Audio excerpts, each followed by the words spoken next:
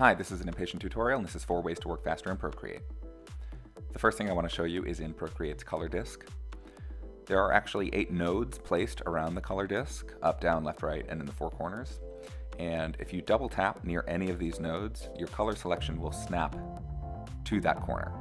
So this is good if you want to get an absolute color, or an absolute white, or absolute black, or like a 50% gray, without having to go over to the Values tab or any of the other Procreate color tabs.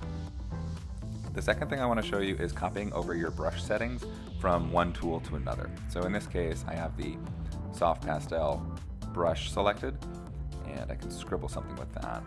And now if I want to erase using the exact same brush, if I go to eraser, it's just going to use whatever tool I was using to erase with last.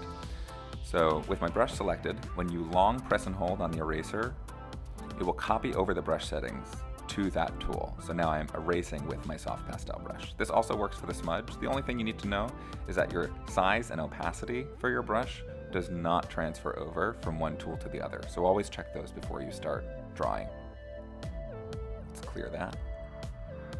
The third thing I want to show you is just a navigation tip. Sometimes you have a selection already made and you want to navigate around your canvas without affecting your selection. So all you have to do is press and hold on the arrow in the upper left-hand corner, and then you can use your other hand to navigate and zoom around your canvas, and then once you release the arrow, you can go back to controlling your selection.